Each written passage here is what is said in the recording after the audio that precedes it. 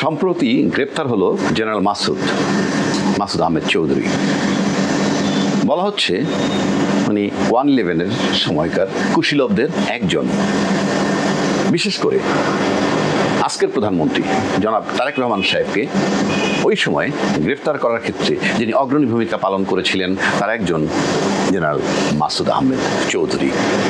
উনি গ্রেফতার করেছিলেন এবং এমন কথা আছে প্রধানমন্ত্রীকে তখনকার সময় যথেষ্ট টর্চার করা হয়েছে, এগুলো আমরা জেনেছি, দেখেছি বা দেখিনি, জেনেছি। কিন্তু প্রশ্ন হচ্ছে যে আজকের প্রধানমন্ত্রী উনি যখন তারপর তো বিদেশ চলে গেলেন, কিন্তু আজকে জেনারেল মাসুদ সাহেবকে গ্রেফতার করার পর তার বিরুদ্ধে 11টি অভিযোগ উত্থাপন করা হয়েছে। এর ভিতরে মানব পাচার অভিযোগটাও আছে, পাশাপাশি এটাও আছে যে মিন করা হচ্ছে, বোঝানোর চেষ্টা করা হচ্ছে বা একটা ধারণা দেওয়া হচ্ছে যে জনাব তারেক রহমান সাহেব আজকের প্রধানমন্ত্রীকে গ্রেপ্তার এবং নির্যাতনের অন্যতম যিনি সহায়ক ছিলেন তিনি এবং সে কারণে তাকে গ্রেপ্তার করা হতে পারে, এরকম একটা ধারণা দেওয়া হচ্ছে। যদিও অফিসিয়ালি তার বিরুদ্ধে অনেক দুর্নীতির অভিযোগ আছে এবং 5 দিনের রিমান্ডে উনি আছেন।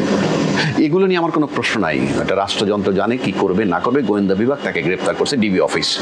কিন্তু আমার প্রশ্ন অন্য জায়গায়। প্রশ্ন হচ্ছে আমাদের আজকের প্রধানমন্ত্রী জনাব তারেক রহমান সাহেব উনি যখন ঢাকায় আসেন লন্ডন থেকে দীর্ঘদিন পর, প্রায় 17 বছর পর আসার 25শে ডিসেম্বর 2025 আসলেন, তার জাস্ট কিছুদিন আগে উনি অনলাইনে রিটায়ার্ড কিছু সশস্ত্র বাহিনীর অফিসারদের সাথে উনি অনলাইনে একটু সাক্ষাৎ করেছেন, মানে কথাবার্তা বলেছেন এবং সেখানে অনেক পুরনো বিষয় তুলে এনে এবং সিম্বলিকভাবে ওখানে জেনারেল ফাতেমি রুমি সাহেব উপস্থিত ছিলেন, যিনি একসময় DGSSF ছিলেন। তার কাছে উনি অফিসিয়ালি ক্ষমা চেয়েছেন এবং সকলের সাথে একটা হৃদ্যতাপূর্ণ পরিবেশ তৈরি করে ক্ষমা চাওয়া, ক্ষমা করা কিংবা ক্ষমা নেয়া, অর্থাৎ সব কিছু ভুলে গিয়ে একটা স্বাভাবিক পরিবেশ পরিস্থিতি তৈরি করার বাসনা নিয়েই উনি অনলাইনে সেই প্রোগ্রামটা করেছিলেন এবং আমরা সেখানে যে রেসপন্সটা দেখেছি তাতে মনে হয় যে ভুল বোঝাবুঝির সকল অবসান সেখানে হয়ে গেছে। তারপরে দেশে আসলেন এবং আসার পর যখন নির্বাচন করলেন এক সময় প্রধানমন্ত্রী হয়ে গেলেন এবং গণতান্ত্রিক ধারাবাহিকতা আমরা ফেরত আসলাম বলে আমরা মনে করছি। ঠিক এখন অলরেডি সরকারের বয়স প্রায় 1.5 মাস হয়ে যাচ্ছে। এখন চট করে জেনারেল মাসুদ আহমেদ চৌধুরীকে গ্রেফতার করার পরে কি মানে কেমন বিষয়টা হয় যে সব কিছুর অবসান করেই তো আমাদের জনাব তারেক রহমান সাহেব আজকের প্রধানমন্ত্রী উনি আসছেন। যদি উনি আসার আগে বলেছিলেন কি যে আমার আসার সিদ্ধান্তটা আমার একার নয়, তার মানে এই যে সমঝোতা বলি বা অন্যান্য নিশ্চয়ই আরও কতগুলো বিষয় ছিল, সব কিছু দিয়ে উনি একটা জায়গায় নিশ্চয়তা নিয়েই উনি এসেছিলেন বলে আমার কাছে মনে হয়। এবং তারপরে আমার কাছে মনে হয় না যে জেনারেল মাসুদ সাহেবকে গ্রেপ্তার করার জন্য উনি নির্দেশ দিতে পারেন বা ইঙ্গিত দিতে পারেন, এটা ব্যক্তিগতভাবে আমি মনে করি। আমার মনে করাটা ভুল হতে পারে, সেটা ভিন্ন কথা। কেননা আমরা 1/11-এর কুশীলব হিসাবে যদি জেনারেল মাসুদকে গ্রেপ্তার করবেনই প্রধানমন্ত্রীর নির্দেশে, তাহলে 1/11-এর কুশীলব হিসাবে যারা ফসলটা ঘরে রেখেছে সেই আওয়ামী লীগ দীর্ঘ 15 বছর, সেই আওয়ামী লীগের দোসর হিসাবে চিহ্নিত রাষ্ট্রপতি তো এখনো বহাল তবিয়তে আছে। এবং এবার ঈদে যেভাবে কোলাকুলি করলেন দুইজন প্রধানমন্ত্রী এবং রাষ্ট্রপতি, তাতে তো মনে হয় যে সেই স্বভাবসুলভ যেটা উনি বলে আসছিলেন, অত্যন্ত বিনয়ী এবং উনি প্রতিহিংসার রাজনীতি করবেন না বলে যে ধারণাটা দেওয়া হয়েছিল, এবং এই কোলাকুলির মধ্য থেকে আমার কাছে সেটাই মনে হয়েছে যে হ্যাঁ, উনি প্রতিহিংসার রাজনীতি করার পক্ষপাতী না বা উনি ওভাবে চিন্তাও করেন না এবং উনি অতীত ভুলে গিয়ে সামনের দিকে এগুতে চান। সেক্ষেত্রে আমরা যদি জিনিসটাকে এইভাবে বিবেচনায় নেই যে আজকে ওনাকে তাহলে গ্রেপ্তার করা হয়েছে, কেন করলো, কি জন্য করলো, মানে অপরাধী যদি বলি, আমরা তো বাংলাদেশ সম্পর্কে জানি যে কত দুর্নীতির কথা বলেন, যারা যত বেশি বড় দুর্নীতিবাজ তারা তত বেশি শেল্টার নিয়ে থাকে।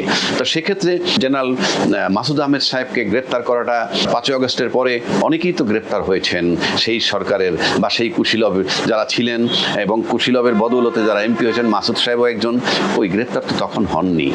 আজকে যেখানে উদারপন্থী বা অন্তত অতীত ভুলে গিয়ে সামনের দিকে এগিয়ে যাওয়ার চিন্তা যে প্রধানমন্ত্রী করতেছেন জনাব তারেক রহমান সাহেব, আমার কাছে কেমন যেন আস্থা আনতে কষ্ট হচ্ছে, যেন ওনার ইঙ্গিত ইশারা কিংবা নির্দেশনা ছিল কিনা আমার সন্দেহ হয়। এখন প্রশ্ন হচ্ছে হচ্ছে রাষ্ট্র তার আপন গতিতে চলে, আর এই গ্রেফতার এর যে বিষয় সেটা হয়তো স্বরাষ্ট্রমন্ত্রী সবচেয়ে ভালো জানবেন, যেহেতু স্বরাষ্ট্রমন্ত্রী হিসাবে যিনি আছেন তিনি অত্যন্ত চৌকস এবং তারেক রহমান সাহেবের আত্মীয় বলেন, তারপরে তারেক রহমান সাহেবের শিক্ষক ছিলেন, এটাও আমি জেনেছি আজকে স্বরাষ্ট্রমন্ত্রী, প্লাস উনি একজন বিশ্ববিদ্যালয়ের এলএলবি অনার্স এলএলএম করা ছাত্র, এবং উনি বিসিএস পরীক্ষায় দিয়ে উনি বেশ নিজেকে কোয়ালিফাই করে ক্যাডার ভিত্তিক চাকরি করেছেন।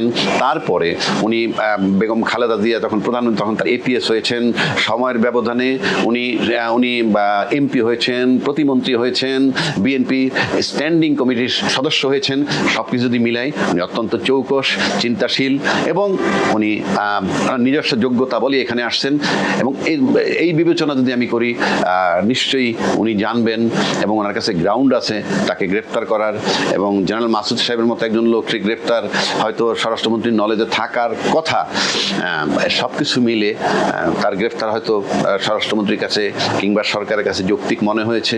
আমার তারে নিয়ে অন্য কোনো আলোচনা নাই যে উনি গ্রেফতার কেন, দুর্নীতি করেছেন কি, কিন্তু বিষয়টা হচ্ছে যেখানে সমস্ত কিছুর অবসান ঘটিয়ে আমাদের আজকের প্রধানমন্ত্রী দেশে এসেছেন এবং প্রধানমন্ত্রী হয়েছেন, এবং তারই পরিপ্রেক্ষিতে কুশীলবের ফসল নেওয়া রাষ্ট্রপতি যখন এখনো বহাল তবিয়তে আছেন, সেখানে প্রধানমন্ত্রী অত্যন্ত বিনয়ের সাথে সবার সাথে সুসম্পর্ক রাখতেছেন, সেক্ষেত্রে এর গ্রেফতারটা নিয়ে কি মানে আমি চাই এটা, যেহেতু আমরা একটা গণতান্ত্রিক ধারায় যাচ্ছি, আমার কাছে মনে হয় যে কোনো ভুল বোঝাবুঝির যাতে সৃষ্টি না হয় এবং প্রধানমন্ত্রীর সাথে যাতে কোনো আস্থার সংকট তৈরি না হয়, সেই বিষয়টার দিকে আমরা খেয়াল রাখতে চাই, কিংবা সরকারকেও বোঝাতে চাই যে এমনভাবে আপনার কর্মকাণ্ড করবেন, আমরা যেহেতু একটা নির্বাচিত সরকার পেয়েছি, সুতরাং এখানে কোনো আস্থার সংকট যাতে তৈরি না হয়। কিন্তু আমি প্রধানমন্ত্রী আসার আগে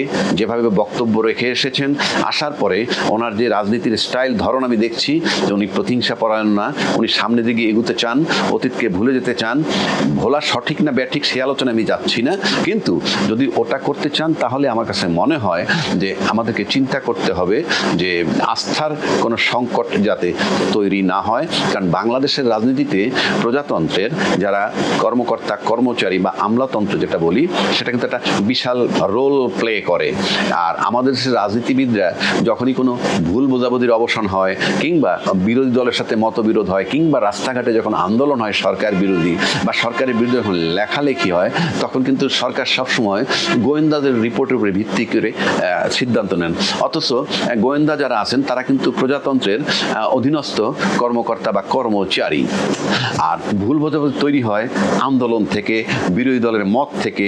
সেক্ষেত্রে আমরা শুধু দেখছি যে গোয়েন্দাদের রিপোর্টের ভিত্তিতে সরকার অ্যাকশনে যান, মারমুখী হন কিংবা বিনয়ী হন, হট এভার ইট ইজ। কিন্তু মানে যারা মতামতটা দেন, যারা আন্দোলন করেন মাঠে ঘাটে, তাদের সাথে কিন্তু বসেন না। তাদের সাথে বসলে কিন্তু অনেক আন্দোলন রাজনৈতিকভাবেই সমাধান হয়ে যায়। কিন্তু আমরা বারবারই দেখেছি যে না, সবসময় সরকার আমলাদের উপর নির্ভর করে। সুতরাং আজকে মাসুদউদ্দিন সাহেব গ্রেপ্তার হয়েছেন, সেক্ষেত্রে গ্রেপ্তার হচ্ছেন ভালো কথা, সিদ্ধান্ত কি নেবেন সরকার সিদ্ধান্ত নেন, কিন্তু পার্শ্ব প্রতিক্রিয়া কি হয় সরকারের সাথে বা আমাদের প্রধানমন্ত্রীর সাথে কোনো আস্থার সংকট যাতে তৈরি না হয়, সেদিকটাও খেয়াল রাখবেন এই স্বরাষ্ট্র মন্ত্রণালয় কিংবা যারা এই আইন প্রয়োগকারী সংস্থা হিসেবে আছেন। কারণ আমরা চাই সামনের দিকে এগিয়ে যেতে। সেখানে 1970 সালে আমি বদলি হয়ে কুমিল্লা থেকে 8ম বেঙ্গল রেজিমেন্টে যাই চট্টগ্রামে। এটা নতুন একটা ব্যাটালিয়ন গঠন করা হচ্ছিল। এই ব্যাটালিয়ন আমাকে কোয়ার্টার মাস্টার দায়িত্ব দেওয়া হলো। কোয়ার্টার মাস্টার কাজ ছিল নতুন ব্যাটালিয়ন সব কিছু সুই সুতা থেকে নিয়ে বন্দুক পর্যন্ত সব কিছু ব্যবস্থা করা, এটা সবচেয়ে বড় দায়িত্ব ছিল।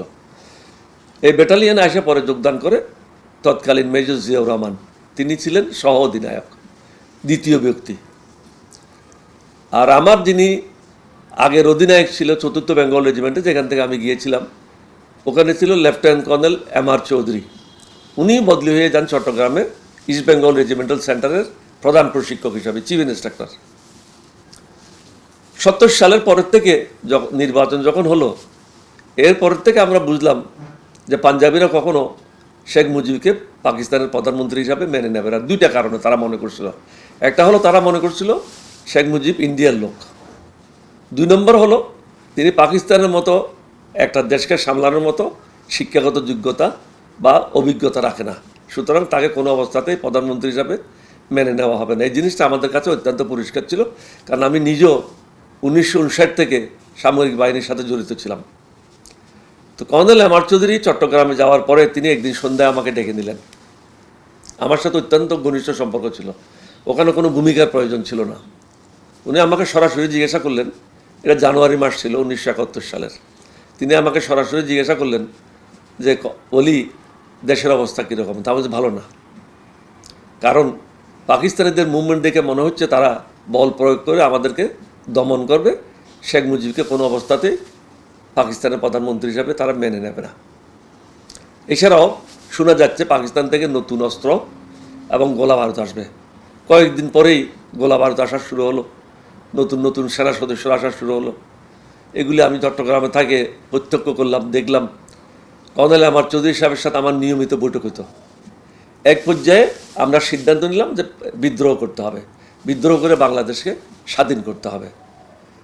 কিছুদিন পরে তৎকালীন মেজর জিয়া, যিনি আমার সহ অধিনায়ক ছিলেন আমাদের ব্যাটালিয়নের, ওনার আর আমার অফিসের মধ্যে পার্থক্য ছিল 3 ইঞ্চির একটা দেওয়াল। উনি আমাকে ওনার বাসায় ডেকে পাঠালেন। বাসায় গেলাম।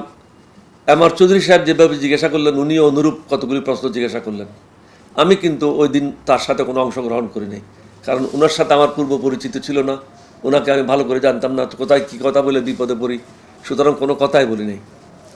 উনি হতাশ হলেন যে আমি কোনো অংশগ্রহণ করলাম না কেন। কয়েকদিন পর উনি আমাকে আবার ডেকে পাঠালেন। গেলাম, তখন ওনাকে আমি সরাসরি জিজ্ঞাসা করলাম, আপনি যে আমাকে আরও একবার ডাকলেন, আজকে আবার ডাকলেন, কিসের জন্য ডাকছেন? আপনি তো আইএসআইতে চাকরি করেছেন, আমি গোয়েন্দা বাহিনীতে চাকরি করেছি, তো সুতরাং আপনার যেটা কথা, মনের কথা, সেটা সরাসরি বলেন। তখন উনি সরাসরি বললেন যে আমাদের কী করণীয় এই অবস্থাতে, আপনি সিনিয়র, আপনিই বলবেন কী করণীয়। তখন আমরা দুজনে আলাপ আলোচনার মাধ্যমে সিদ্ধান্ত হলো যে বিদ্রোহ ছাড়া, পাকিস্তান থেকে স্বাধীন হওয়া ছাড়া আর কোনো উপায় নেই।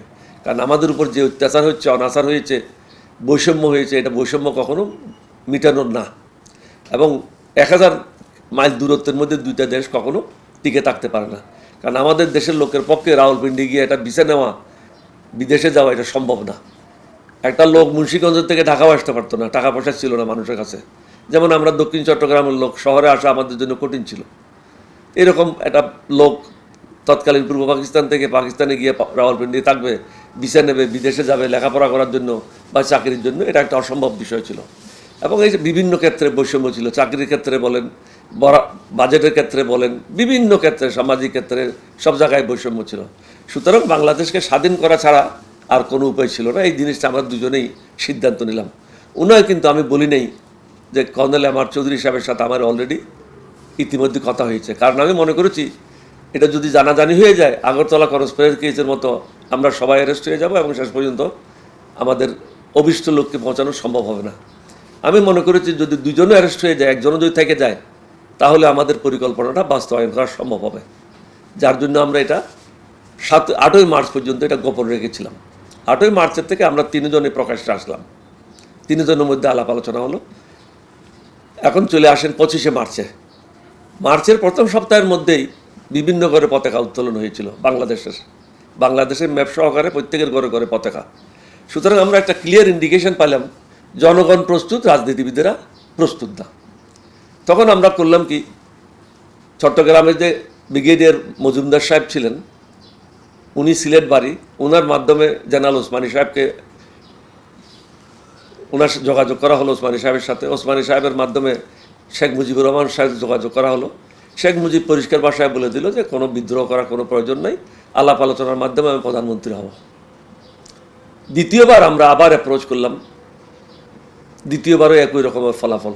7ই মার্চের ভাষণের কথা বলি, 7ই মার্চ ভাষণ আমরা মনে করেছিলাম তিনি বাংলাদেশের স্বাধীনতা ঘোষণা করবেন, কিন্তু তার বক্তব্যতে আমরা হতাশ হয়েছিলাম। তার বক্তব্যটা বাংলাদেশের কোনোখানে দ্বিতীয়বার মানুষকে শোনানো হয় নাই। আমরা কিন্তু তার পুরো বক্তব্যটা চট্টগ্রাম রেডিও স্টেশন থেকে পুনঃপ্রচারের ব্যবস্থা গ্রহণ করেছিলাম। আমরা চেষ্টা করেছি জনগণকে উদ্বুদ্ধ করতে, জনগণকে ঐক্যবদ্ধ করতে এবং স্বাধীনতার জন্য জনগণকে প্রস্তুত করতে। জনগণ প্রস্তুত ছিল, এটাতে আমরা একদম এই ব্যাপারে আমাদের কোনো সন্দেহ ছিল না, কিন্তু রাজনীতিবিদেরা প্রস্তুত ছিল না। সর্বশেষে 18ই মার্চ চট্টগ্রামের প্রবীণ নেতা জনাব এমআর সিদ্দিকী সাহেবকে আমরা অনুরোধ করলাম যে আপনি ঢাকায় যান, সময় ফুরিয়ে যাচ্ছে, আমাদের শুধু অনুমতিটা নিয়ে দেন, কারণ এখনও পর্যন্ত পাকিস্তানের যে সংখ্যা আনুপাতিক আর আমাদের থেকে কম, সুতরাং আমাদের পক্ষে 2 সপ্তাহ 3 সপ্তাহের মধ্যে তাদেরকে পরাস্ত করা কোনো কঠিন কাজ হবে না। কিন্তু শেখ মুজিবুর রহমান একই উত্তর দিলেন, কোনো প্রয়োজন পড়বে না, পাকিস্তান থেকে ইয়াহিয়া খান আসতেছে, ভুট্টো আসতেছে, তাদের অন্য নেতারা আসবে, লেফটেন্যান্ট জেনারেল না মেজর জেনারেল খুদা বক্স উনিও আসবেন, তাদের সাথে আমাদের আলোচনা হবে, আলোচনার মাধ্যমে আমি প্রধানমন্ত্রীর পদ গ্রহণ করব। কিছুদিন পরে আমরা ঠিকই দেখলাম পাকিস্তান থেকে ভুট্টো আসলো, ইয়াহিয়া খান আসলো, ওনাদের সাথে আরও টিম আসলো, শেখ মুজিবের সাথে ইন্টারকন্টিনেন্টালে তৎকালীন ইন্টারকন্টিনেন্টাল বৈঠক হলো। 3-4 দিন বৈঠক হওয়ার পরে এই বৈঠক সম্পূর্ণভাবে ফেল হলো এবং সর্বশেষ শেখ মুজিব বেরিয়ে কী বললো যে 27 তারিখ পুরো বাংলাদেশে হরতাল হবে, এটা 25 তারিখ তিনি ডিক্লেয়ার করলেন। পরবর্তী পর্যায়ে আমরা যখন আরেকটা বই পড়লাম অনেক দিন পরে, তাজউদ্দিন সাহেবের মেয়ে একটা বই লিখেছে, মাতাও পিতা না বাবাও পিতা, কি একটা বই লিখেছে, ওটা তিনি পরিষ্কারভাবে লিখেছেন তাজউদ্দিন সাহেব শেখ মুজিবের ঘরে গিয়েছিল টেপ রেকর্ডার নিয়ে, যে বঙ্গবন্ধু আপনি স্বাধীনতার ঘোষণাটা দিয়ে দেন, আমরা যখন সময় হবে এটা বাজায় দেব। শেখ মুজিব প্রতি উত্তরে বলেছিল তোমরা সবাই পুরান ঢাকায় গিয়ে আশ্রয় নাও, আমিও তোমাদের সাথে আসবো পরে। সবাই গিয়ে পুরান ঢাকার দিকে আশ্রয় নিল, শেখ মুজিব কিন্তু যায় নাই। পরে দেখলাম মেজর সালেক সিদ্দিক একটা বই লিখছিল, পাকিস্তানি এক মেজর, ওই বইতে তিনি পরিষ্কারভাবে লিখেছেন শেখ মুজিবের ঘরে যখন পাকিস্তান আর্মির লোকেরা তাকে বন্দি করার জন্য গেল, তাকে প্রস্তুত অবস্থায় পেল, তিনি পরিষ্কার পাঞ্জাবি পায়জামা, ইস্ত্রি করা পায়জামা পাঞ্জাবি পরিহিত ছিল এবং বাক্সটা হাতে রেডি ছিল। পাকিস্তান আর্মি যাওয়ার সাথে সাথে তাদের সাথে তিনি সেনানিবাসে চলে আসলেন। সুতরাং এতেই বোঝা যায় শেখ মুজিবুর রহমান বাংলাদেশের স্বাধীনতা ঘোষণা করার জন্য প্রস্তুত ছিল না। আমি ডিউটি অফিসারের দায়িত্বে ছিলাম 8ম বেঙ্গল রেজিমেন্টের, অন্যান্য অফিসারদেরকে পৃথক পৃথক জায়গায় দায়িত্ব বন্টন করে দেওয়া হলো। তখন আমি বুঝলাম আজকে রাত্রে বোধহয় ঘটনা হবে, না হলে এভাবে বন্টন করে বিভিন্ন জায়গায় পাঠানোর কারণটা কি। দুপুরবেলা থেকে হঠাৎ লেফটেন্যান্ট আজম সে এসে আমাকে বললো স্যার আমি অ্যাসিস্ট্যান্ট ডিউটি অফিসার। তখন আমি মনে মনে চিন্তা করলাম পাকিস্তান আর্মিতে অ্যাসিস্ট্যান্ট ডিউটি অফিসার বলে কোনো জিনিস নেই, তাকে কীভাবে অ্যাসিস্ট্যান্ট ডিউটি অফিসার বানালো। তখন আমি বুঝলাম সবাইকে তো বাইরে পাঠাই দিয়েছে, তাদেরকে ওখানে হয়তো মেরে ফেলা হবে, আমাকে মারার জন্য হয়তো তাকেই এখানে পাঠানো হয়েছে। টেলিফোন আসলেই সে তাড়াতাড়ি রিসিভারটা ধরতে চেষ্টা করে। তখন আমি আরও আমার সন্দেহটা ঘনীভূত হলো, সে একটা পারপাস নিয়ে আমার কাছে আসছে। তখন আমি টেলিফোনটা তার দিকে ঠেলে দিলাম যে তুমি টেলিফোন ধরো। সন্ধ্যার পরে আমি চিন্তা করলাম জিয়াউর রহমান সাহেবের সাথে যোগাযোগ করাটা খুবই প্রয়োজন। এমআর চৌধুরী সাহেবের সাথে কিন্তু যোগাযোগ আর নেই, চট্টগ্রাম সেনানিবাসের সাথে আমাদের টেলিফোন আর কেউ কানেকশান দিচ্ছে না, অপারেটর যারা ছিল সব পাকিস্তানি, তাদেরকে বললেই বলে স্যার টেলিফোন খারাপ বা ওনাকে পাওয়া যাচ্ছে না, অর্থাৎ কাকেও কথা বলতে দেবে না। আমি লেফটেন্যান্ট আজমকে বললাম তুমি ডিউটি অফিসারের কাজ করো, আমি একটু দেখে আসি কোয়ার্টার মাস্টার হিসাবে সবাই খাওয়া টাওয়া ঠিক মতো পাচ্ছে কিনা, এটা কোয়ার্টার মাস্টার একটা অন্যতম দায়িত্ব। আমার মূল উদ্দেশ্যটা ছিল জিয়াউর রহমান সাহেবের সাথে দেখা করা। আমি রওনা হলাম।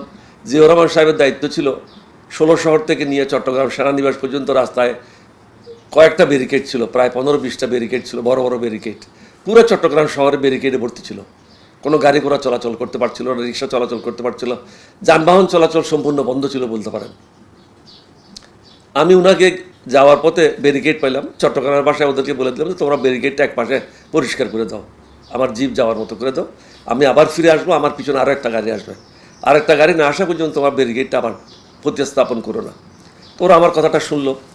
আমি গিয়ে প্রেসিডেন্ট জিয়াকে, তৎকালীন মেজর জিয়াকে পারলাম বাইজিদ বোস্তামি এলাকাতে কোকা-কোলা ফ্যাক্টরিতে, ওনাকে ভিতরে নিয়ে গেলাম কামরার ভিতরে, ওনাকে গিয়ে বললাম যে স্যার আজকে যেভাবে সবাইকে বিভিন্নভাবে ভাগ করে পাঠানো হচ্ছে, এর অর্থটা হচ্ছে আমাদেরকে এক জায়গায় শক্তিটা প্রয়োগ করতে দিচ্ছে না, তারা বিভিন্ন জায়গায় আমাদেরকে বিভক্ত করে রেখেছে, আমাদেরকে যেন হত্যা করতে এটা সুবিধা হয়, কারণ এখানে অলরেডি 20 বেলুচ রেজিমেন্ট আছে, আর্মডের একটা স্কোয়াড্রন আছে, তো সুতরাং তারা সহজভাবে আমাদেরকে যেন মারতে পারে এই ব্যবস্থাটা গ্রহণ করেছে। আপনি খাওয়ার অজুহাতে ঘরে ফিরে আসেন, ঘরে এসে আপনি আমার অফিসে আসেন, আমরা দুজনে পরবর্তী কী করতে হবে সেই সিদ্ধান্তটা নিই। তিনি অনুরূপভাবে ওখান থেকে ওনার বাসায় গেলেন, বাসায় গিয়ে জানতে পারলেন তাকে চট্টগ্রাম বন্দরে যেতে হবে। তখন চট্টগ্রাম বন্দরে সওয়াত জাহাজ থেকে অস্ত্র খালাস করার দায়িত্ব ছিল কর্নেল আব্দুর রশিদ জঞ্জুয়া, যিনি সিইও ছিলেন, অধিনায়ক, তিনি এবং মেজর শকত। উনি ওখান থেকে সংবাদ পাঠালেন জিয়াকে এখানে চট্টগ্রাম বন্দরে আসতে বলো। এই সংবাদটা দিল কীভাবে? জঞ্জুয়া এই সংবাদ টেলিফোন করলো তার স্ত্রীকে, তার স্ত্রী টেলিফোন করলো বেগম জিয়ার কাছে। সেনাবাহিনীতে কিন্তু এরকম স্ত্রীর মাধ্যমে সেনাবাহিনী কখনো চলে নাই পাকিস্তান আর্মিতে। তার উচিত ছিল আমাকে টেলিফোন করা বা আজমকে টেলিফোন করা, তিনি কিন্তু সেটা করেন নাই। জিয়াউর রহমান সাহেব সময় ক্ষেপণ না করে তাড়াতাড়ি তিনি আমার অফিসে চলে আসলেন। আমি মূল চেয়ারে বসা ছিলাম, উনি সামনে এসে বসলেন, ওনার পিছনেই দরজা। আমরা দুজনে আলাপ করতেছিলাম। এর মধ্যে আমি করলাম কি, আজমকে বললাম যে দুজনে একসাথে ডিউটি করে লাভ নেই, কারণ আমি চিন্তা করলাম যা কিছু হয় 3টার আগেই ঘটবে, ভোরের দিকে কিছু ঘটবে না। সুতরাং আজমকে যদি আমি ঘুম পাড়াই দিতে পারি এটাই আমার জন্য উত্তম হবে। আজমকে আমি পরামর্শ দিলাম দুজনে একসাথে জেগে থেকে লাভ নেই, তুমি গিয়ে ঘুমিয়ে যাও,